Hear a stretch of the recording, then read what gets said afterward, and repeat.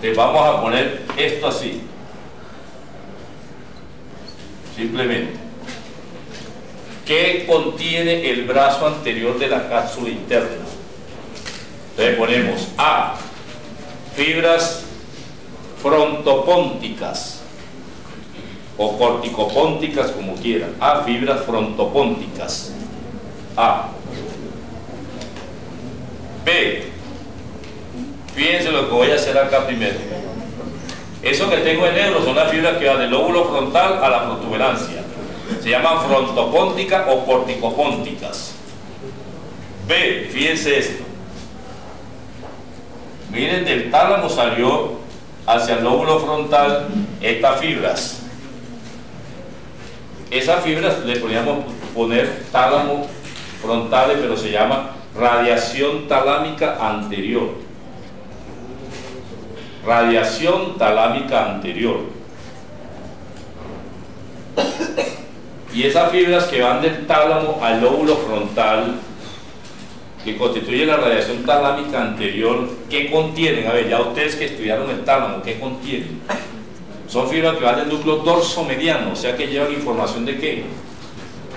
El dorso-mediano tiene que ver con qué, con la conducta del individuo. Fibras de proyección cortical. El núcleo dorso-mediano forma la radiación talámica anterior. Radiación talámica anterior. No más.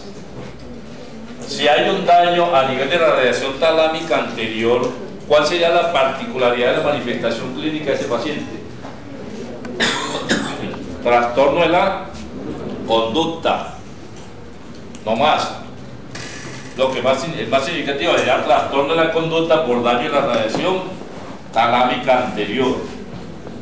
Ahora cogemos la rodilla de la cápsula interna y ponemos estas fibras ahí, la rodilla de la cápsula interna,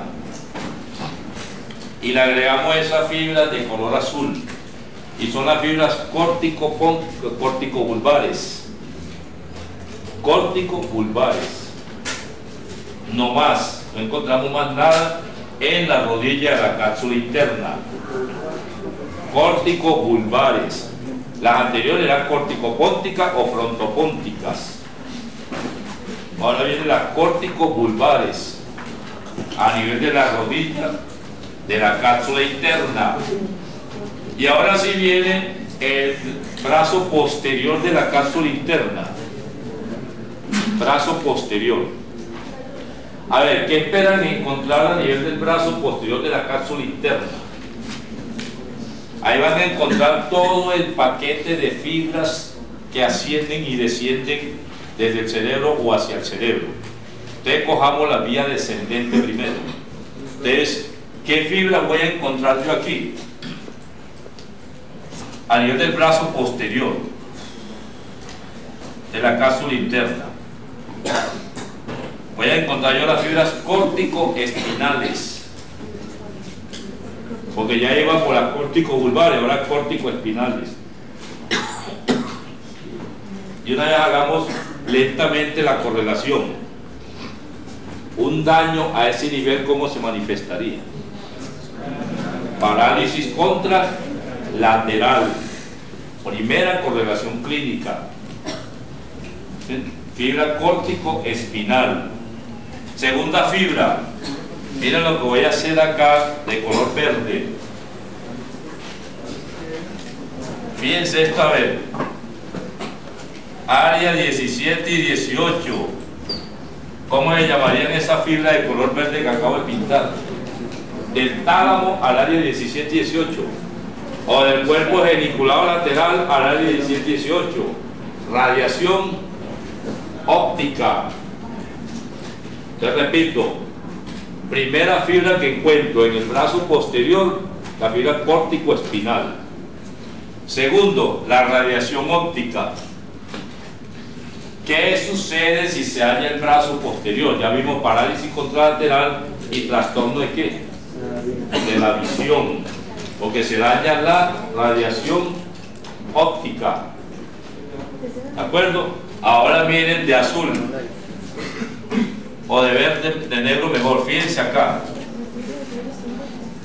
Miren estas fibras. Área 41 y 42. ¿Cuáles son esas fibras que van del tálamo al área 41 y 42? Y vienen del cuerpo geniculado medio. La radiación, ¿qué? Auditiva. Radiación auditiva. O sea, daño en el brazo posterior de la cápsula interna compromete la radiación auditiva. O sea que el paciente presenta ¿qué? Sordera o hipoacusia. A ver, el paciente se manifiesta por una hipoacusia, generalmente bilateral, hipoacusia. Entonces tenemos, repito, tres vías importantes: la cápsula interna con la fibra córtico-espinal, la radiación óptica, la radiación auditiva. Y ahora vamos a ver a este nivel qué otras fibras se encuentran. Entonces voy a trabajar al otro lado la vía ascendente. La vía ascendente. Entonces sigamos. Pongamos aquí de verde ahora esta. Ahí. Estas fibras que van ascendiendo equivalen a lo que era el disco medio. Lo que era el disco medio. ¿Cómo se llama del tálamo hacia arriba esa vía? ¿Qué nombre recibiría? De hecho, desde que nace recibe su nombre, la propiocepción. Pero como ya eso, si nace en el tálamo, el disco medio, de ahí para arriba no se llama el disco medio, sino la vía de la propiocepción consciente. Ahí encontramos aquí la fibra de la propiocepción. O sea que una lesión en el brazo posterior, desde el punto de vista sensitivo, ¿cómo se manifiesta? Pérdida de la propiocepción, ¿de qué lado? Del lado contralateral, porque ya ahí se decusó hace rato al nivel de los núcleos gracilis y cuneatus. Ya se decusó, ya cuando llega a la corteza cerebral es del lado contrario. Entonces encontramos pérdida de la propiocepción del lado contralateral. Fíjense que más sigue de negro aquí. Ahí de negro. Los fascículos espinotalámicos, que ya no serían fascículos espinotalámicos, porque ya llegaron hasta el tálamo, y desde el tálamo hacia arriba se llamaría entonces las vías ¿qué? ¿Qué transportan los fascículos espinotalámicos? No hemos visto vía ascendente. Ah, perdón. Entonces allí vamos a encontrar a este nivel lo que es tacto, presión, dolor y temperatura. Los fascículos que transportan el tacto y la presión, el dolor y la temperatura. Entonces, un daño a ese nivel, ¿cómo se manifiesta? Con pérdida del tacto, dolor, temperatura, ¿de qué lado? Siempre del lado contralateral, porque todas esas vías se decusan. Siempre del lado contralateral. Acá. Entonces repito, a ver qué copiaron a nivel del brazo posterior de la cápsula interna. Entonces tenemos la vía córtico-espinal, la radiación óptica. Fíjense acá y vamos mirando el dibujo. Córtico-espinal, radiación óptica. La radiación auditiva, la vía de la propiocepción y la vía del tacto, presión, dolor y temperatura a ese nivel. ¿Qué me queda faltando? A ver, hagan un cuestionamiento, alguna vía que esté faltando ahí. Ya por allá nombré las corticopónticas, nombré las corticovulvares. ¿Qué me quedaría faltando ahí? Las córtico ¿qué? Mesencefálicas. Entonces a este nivel voy a también encontrar las fibras córtico-mesencefálicas. Pongámoslas así. Ahí. Las córtico-mesencefálicas. A ese nivel. Y por último, para que dejemos tranquilo este tema, vamos a ver lo siguiente a nivel del lóbulo occipital. Acá. A nivel del lóbulo occipital tenemos esta proyección así. Acá. Esta proyección que ustedes ven aquí del lóbulo occipital se llama la proyección occipital de los ventrículos laterales. Entonces, ¿cómo serían los ventrículos laterales? Fíjense lo que voy a hacer acá por aparte.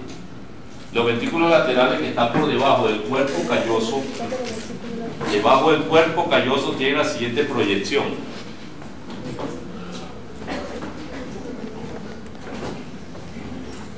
Así. Ese es el dibujo de los ventrículos laterales. Ustedes fíjense en la explicación. Este sería la proyección frontal de los ventrículos laterales. Este sería la proyección occipital de los ventrículos laterales. Y esta sería la proyección ¿qué? Temporal de los ventrículos laterales. Acá. Proyección frontal, arriba. Hacia atrás, proyección occipital. Y hacia abajo, la proyección temporal de los ventrículos laterales. Ventrículos laterales. A nivel de la proyección occipital de los ventrículos laterales, ¿qué está sucediendo? Ustedes van a tener que borrar aquí para orientar mejor esto. Aquí. Quito el rojo y miren lo que vamos a hacer a nivel de esa proyección. Vamos a ponerla acá. El cuerpo calloso. Ustedes miren qué sucede a nivel de la proyección. El cuerpo calloso, o sea, el primero, se proyecta hacia la parte superior de los ventrículos laterales, así. El cuerpo calloso. Lo cubre por encima. Y esta proyección del cuerpo calloso hacia los ventrículos laterales lo vamos a conocer como el tapetum. Tapetum. El tapetum. Y por encima del tapetum, ¿qué encuentran ustedes? Fíjense esto. ¿Qué ven por encima del tapetum? Esta masa de fibras que viene desde el tálamo. Por encima del tapetum estamos viendo la radiación óptica. Radiación óptica. ¿Por qué este detalle en especial? Porque clínicamente a veces hay trastornos a nivel de la proyección occipital del ventrículo lateral que compromete la radiación óptica específicamente. Entonces trae el trastorno de la visión. Trastorno en la visión. Bueno, dejemos ahí alguna pregunta a ver.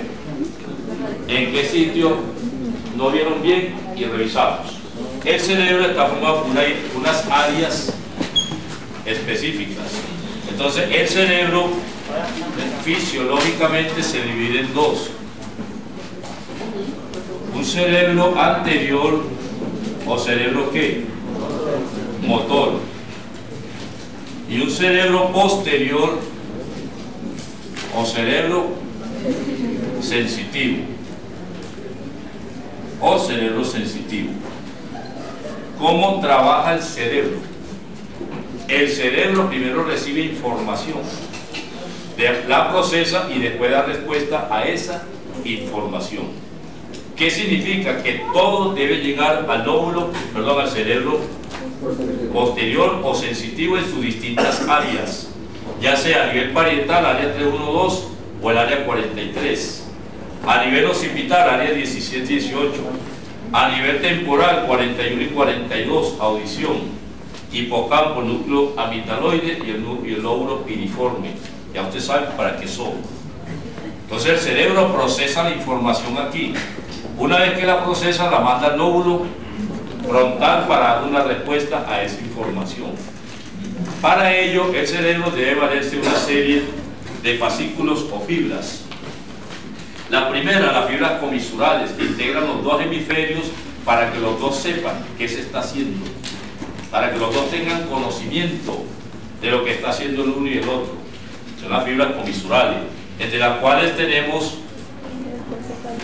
el cuerpo calloso, la comisura anterior y la comisura posterior.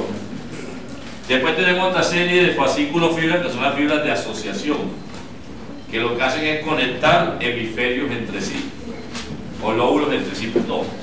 Entre ellos teníamos este fascículo cortico que se llama la fibra arcuata o fibra arciforme. Después tenemos este verde, el fascículo longitudinal superior. Después tenemos el de rojo, fascículo longitudinal inferior. Este de azul, fascículo uncinado. El que tengo de negro, fascículo ocípito temporal. Y acá coge entonces el fascículo de gyrus singuli. Son fascículos de asociación. ¿Cómo? Vamos, gracias. Y agregamos acá entonces esta otra asociación que es la cápsula extrema. Cápsula extrema, gracias, apunten la atención. Si hubiera un cuidado le pondría el 5, pero no. Entonces, la cápsula extrema, fascículos de asociación. Ahora veníamos y empezamos a hacer una serie de cortes a nivel del cerebro para verlo en forma frontal. Y hacíamos el primero para significar cómo el cerebro tiene una corteza cerebral que a nivel frontal es donde se ve con mayor nitidez y se llama la corona radiada. Y la serie de axones que constituyen la sustancia blanca forman el centro oval. Pero ese centro oval, en la medida en que avanzamos hacia la parte posterior, se va perdiendo, porque empiezan a aparecer una serie de núcleos. Y es cuando venimos acá a este dibujo, en el cual, al hacer un corte frontal, encontramos primero el cuerpo calloso, los ventrículos laterales. Por debajo de los ventrículos laterales empieza a aparecer el núcleo caudal y el tálamo. Y si proyectamos hacia el lóbulo temporal del corte, empieza a aparecer esta figurita que es el hipocampo. Les voy a agregar algo así me hice entender acá. Vamos a ponerlo de color verde. ¿Qué sería esto? El núcleo amigdaloide. Ahí. Le agregamos al dibujo. El núcleo amigdaloide que acá lo puse. Entonces, le agregué al corte el mesencéfalo. Simplemente para correlacionar, ahora sí, las fibras que descienden desde la corteza cerebral y se proyectan a otras áreas que se llaman las fibras de proyección cortical, entre las cuales tenemos primero la cápsula interna, que lo voy a decir en otra palabra. La cápsula interna separa el núcleo lenticular del caudal y el tálamo.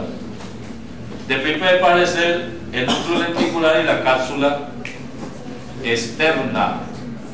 Después tenemos otras fibras de asociación que son la cápsula extrema, y entre las dos cápsulas externa y extrema encuentro este núcleo que llama el claustrum. El claustrum. Entonces, en ese corte vemos las fibras de proyección cortical. Proyección cortical sin ninguna significación por ahora.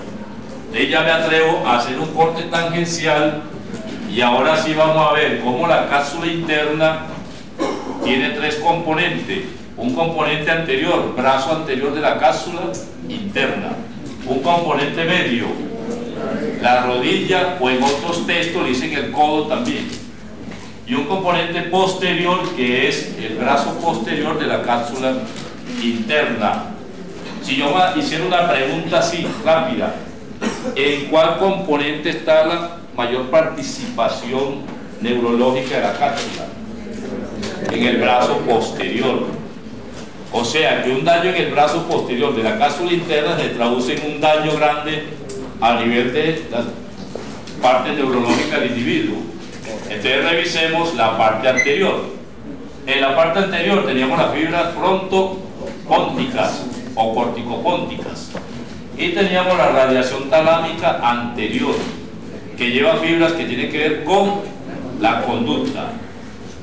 En el codo o la rodilla tenemos las fibras córtico-vulvares, y en el brazo posterior tenemos el mayor contingente de fibras, lo que tanto de vías ascendentes como de vías descendentes. Entonces primero decíamos que teníamos la cápsula, perdón, las fibras córtico-espinales. Decíamos que un daño allí se manifiesta por parálisis contralateral. Segundo, la radiación óptica, trauma de la visión si hay un daño. Tercero, la radiación auditiva. Cuarto, la propiocepción consciente, sí. Y quinto, los fascículos espinotalámicos que llevan información de tacto, presión, dolor y temperatura. Entonces, si usted quiere un examen berraco, estudien esto aquí. Mentira, es más fácil. Una lesión a nivel del brazo posterior de la cápsula interna, ¿cómo se manifiesta? Despacio. Fibra córtico-espinal, parálisis contralateral, daño a la radiación auditiva, hipoacusia, no hay sordera sino hipoacusia, daño a la radiación óptica, trastorno en la visión. Eso tiene unos nombres que no los queremos enredarlo, porque yo podría decir, produce una hemianosia homónima contralateral, pero no hemos visto eso. Entonces quedémonos con trastorno en la visión, daño de la propiocepción,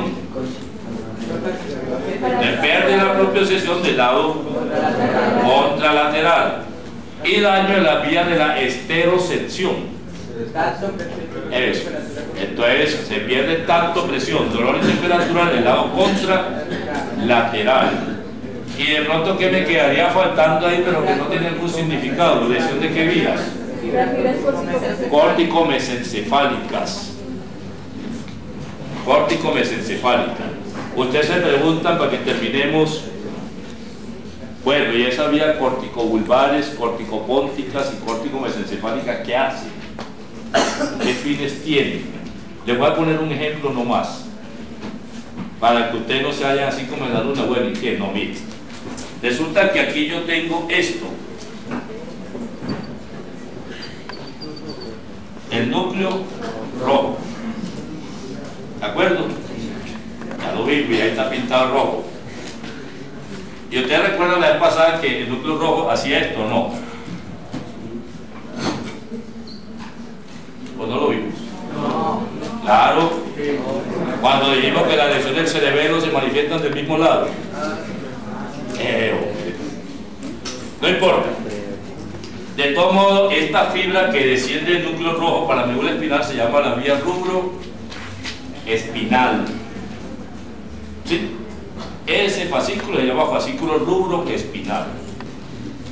Entonces, ese fascículo no actúa por sí solo, sino que necesita una información desde la corteza cerebral. Entonces la vía que va de la corteza al núcleo rojo se llamaría vía ¿qué? Corticorrúbrica. Pero yo hoy se la resumí diciendo córtico-mesencefálica. ¿Captaron la idea? Les pongo otro ejemplo a nivel del bulbo raquídeo entonces. Vamos a poner más abajo. Resulta que en el bulbo raquídeo tenemos este núcleo.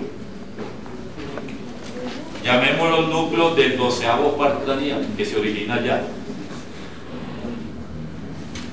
Sale la fibra para la lengua, nervio hipogloso. Pero para que este núcleo pueda mover la lengua necesita una información de la corteza cerebral. O sea, fibra córtico-vulvar, pero específicamente se llamaría córtico hipoglosa. ¿Captaron la idea? Sí. Lo que significa es que los núcleos que están por debajo de la corteza cerebral por sí solos no funcionan. Necesitan una orden de la corteza cerebral. Por eso cuando nosotros decimos fibras corticopónticas, ustedes mismos tienen que meter toda la información que viene de la corteza para los núcleos que están en el puente. Y ponemos el ejemplo a nivel del puente. Cojamos este núcleo que hace esto, a ver si se acuerdan. El nervio le da la vuelta al núcleo motor, el nervio facial. Entonces, cuando yo hablo de vía córtico-póntica, significa que debe haber una vía córtico-facial. ¿Captaron la idea? Entonces se maneja el bulto de fibras como córtico-pónticas, córtico-vulvares y córtico-mesencefálicas, para no especificar uno por uno, porque si no, nos vamos a las 3 de la tarde y ustedes se duermen. Es mejor el grupo de fibra y que ustedes tengan siempre un concepto claro, que para que nuestro organismo funcione desde el punto de vista motor, necesita 2 neuronas. 2 neuronas para que funcione desde el punto de vista motor. Fíjense acá, vamos por el bulbo raquídeo. Ahora me meto aquí al asta anterior. ¿Qué hay en el asta anterior? ¿La neurona qué? ¿Sensitiva o motora? Motora. Entonces, para que la información llegue de la corteza al asta anterior, lo hace a través de qué vía? Córtico espinal. Córtico espinal. Entonces, siempre va a haber una neurona superior y una neurona inferior. Siempre. Voy a poner el ejemplo para hacerme entender. Para yo mover los músculos, necesito la neurona motora inferior, ¿sí? Porque es la que inerva el músculo, pero quien da la orden para que yo lo mueva necesita la córtico espinal, ¿sí? Yo tengo un nervio que inerva la lengua, pero para yo mover la lengua necesito una orden córtico vulvar, llamémoslo así, o córtico hipoglosa. O sea que siempre vamos a valernos del punto de vista motor de 2 neuronas, una neurona motora superior y una neurona motora inferior. La inferior está en el núcleo, la superior viene de la corteza cerebral. Por eso, repito para que nos quede claro, cuando yo hablo de fibra córtico-espinal, significa que la información motora va a ir a todas las astas anteriores de la médula espinal. Cuando yo hablo de vía córtico-vulvar, va dirigida a los núcleos que están en esa región. Cuando hablo de fibras corticopónticas, para los núcleos que están en esa región del puente. Y córtico-mesencefálica para los núcleos que están en esa región. Pero se toma en grupo, no se toma individual.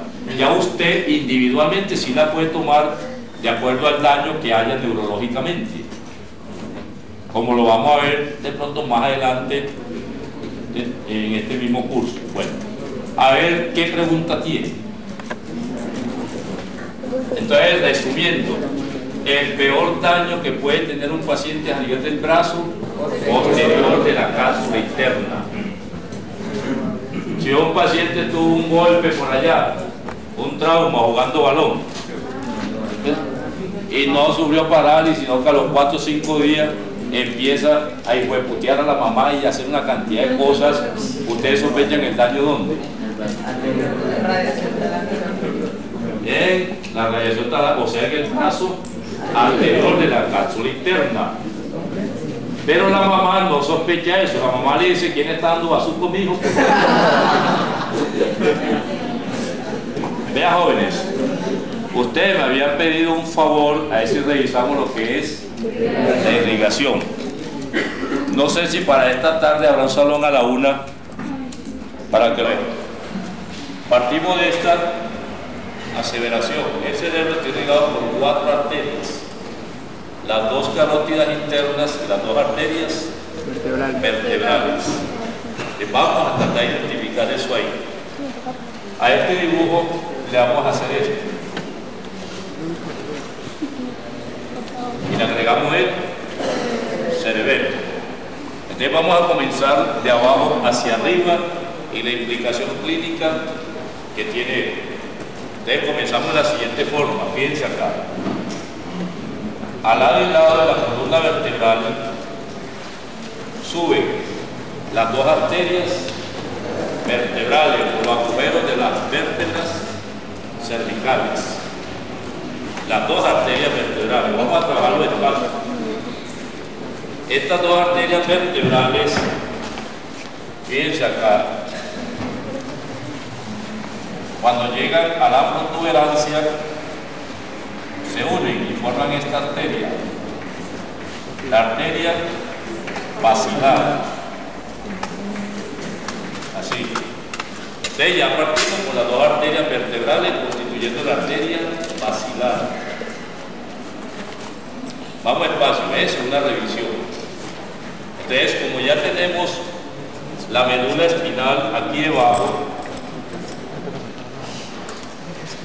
aquí está la médula espinal, el bulbo raquídeo. Entonces tenemos lo siguiente: las arterias vertebrales aportan cada una un afluente para dar origen a esta arteria que viene por toda la parte anterior de la médula espinal. Es la arteria espinal anterior. Primera conclusión, pueden ir poniendo detalles pequeños. La arteria espinal anterior está formada por las dos arterias vertebrales. Aporte de las dos arterias vertebrales. Espinal anterior. ¿Qué conclusión sacan ustedes si se obstruye la arteria espinal anterior? ¿Qué pasa? ¿Qué pasa? A ver. Sufre la médula espinal, ¿pero qué parte? Anterior. Entonces, bueno, la parte anterior. Bueno, mire acá. Observen lo que voy a hacer acá. Anterior. Y aquí estarían los cordones anteriores, cordones laterales y los cordones posteriores. Entonces la arteria espinal va haciendo esto, observen. Va dando ramas que a cada segmento, o sea que en su recorrido va haciendo eso. Así. ¿De acuerdo? Entonces la pregunta es, si se obstruye la arteria espinal anterior, ¿qué está pasando a nivel de la médula espinal? ¿Qué daño hay? Daño motor. ¿Sí? Daño motor, porque ya da esta rama que viene hacia acá. ¿Y por qué daño motor? Porque a este nivel vamos a encontrar el asta anterior que es motora. Entonces primero vamos a encontrar un daño de la neurona motora inferior. Vamos despacio, donde nos alcance el tiempo, tenemos una hora. Entonces, aquí está la neurona, y mire, si se priva esto de sangre por una obstrucción de la espinal anterior, tengo un daño motor. ¿Sí? ¿Lo percibe? Lástima que no hayamos visto las vías ascendentes. Pero fíjense, por la vía ascendente, por el cordón anterior, sube lo que es el tacto y la presión. O sea que tendríamos un daño también de tacto y presión, pero miren lo que hace el tacto y la presión. Ya va por el lado contrario.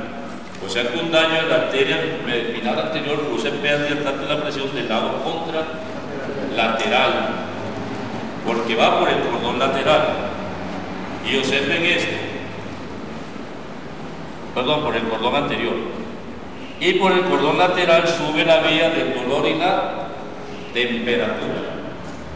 O sea que una obstrucción de la espinal anterior me da daño motor por lesión a nivel de la asta anterior, pérdida del tacto y la presión del lado contralateral y pérdida del dolor y la temperatura del lado contralateral a nivel de la médula espinal anterior. ¿Sí? ¿Cómo? Perdón, duro. Claro, a los dos lados. Pero yo pinto un solo lado para hacer la representación, para no enredar, pero a ambos lados. A ambos lados. Miren que hay una segmentaria derecha, segmentaria izquierda. Entonces la arteria espinal anterior, cualquier obstrucción de esa arteria produce daño a nivel de la médula espinal, cordón anterior y cordón lateral. Ahora fíjense acá. Observen esto. Voy a hacer aquí lo siguiente. Miren estas dos arterias. Van por la parte posterior de la médula espinal. Serían las arterias espinales posteriores, pero fíjense acá. Vamos a ponerla así pequeñita. Ahí. Entonces la arteria vertebral también me origina las dos arterias espinales posteriores. ¿Y qué hacen las dos arterias espinales posteriores? Observen el dibujo, miren. Terminan formando ¿qué? Un círculo alrededor de la médula espinal, o sea, complementan el círculo. Las espinales posteriores complementan el círculo, o sea que me irrigarían el cordón posterior y parte del cordón lateral. Conclusión grande, las tres arterias espinales son las responsables de la irrigación de la médula espinal. Entonces usted le pone un rótulo, la anterior a la parte anterior y parte lateral, y la posterior, la región posterior y parte lateral. Así. Arteria vertebral. ¿De acuerdo? Ahora miren esta arteria. Esta se dirige al cerebelo, pero en la parte inferior y posterior del cerebelo. O sea, la arteria cerebelosa postero inferior. Observen lo que voy a hacer acá, miren. Esta arteria aquí, ¿cuál sería? La arteria basilar. Y miren lo que voy a hacer aquí. Da esta rama. Sería la cerebelosa postero inferior. De la parte inferior. La arteria basilar. Pueden ir poniendo un cuadrito. Da la arteria cerebelosa postero inferior. Postero inferior. Y ahora sí forma la arteria basilar. Entonces esa arteria basilar que la tenemos acá me da ramas pequeñas que se quedan a nivel de la protuberancia. Serían las arterias pónticas. Arterias pónticas, mírenlas aquí, pongámoslas aquí así. Las arterias pónticas que se quedan a nivel de la protuberancia. Primera rama de la arteria basilar. Después de esta otra rama, fíjense.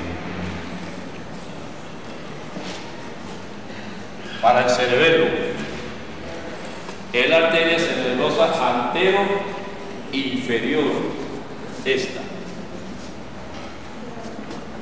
Cerebelosa antero inferior. La segunda rama que da la arteria basilar, la cerebelosa antero inferior. Y por último, a nivel de la arteria basilar tenemos esta. Pongámosla así. Ponemos un punto bien grande. No es que vaya para el polo temporal, no, sino que es la arteria que va para el oído interno. Se mete al oído interno, se llama la arteria auditiva interna. Entonces, repito, la arteria basilar me da tres grupos de arterias. Primero, las arterias pónticas. Segundo, la arteria cerebelosa antero inferior. Y tercero, las arterias auditivas internas. Auditivas internas. Y pare de contar la arteria basilar. Pare de contar la arteria basilar. Cuando llega la arteria basilar a todo el pie del pedúnculo cerebral, y el pedúnculo aquí, se va a dividir en dos ramas. En esta forma. Se divide en dos ramas. Esta rama coge para la parte superior del cerebelo. Sería la arteria que cerebelosa superior. La cerebelosa superior. Primera rama. Y esta rama se viene hacia atrás para venir a irrigar la parte posterior del cerebro. La cerebral posterior.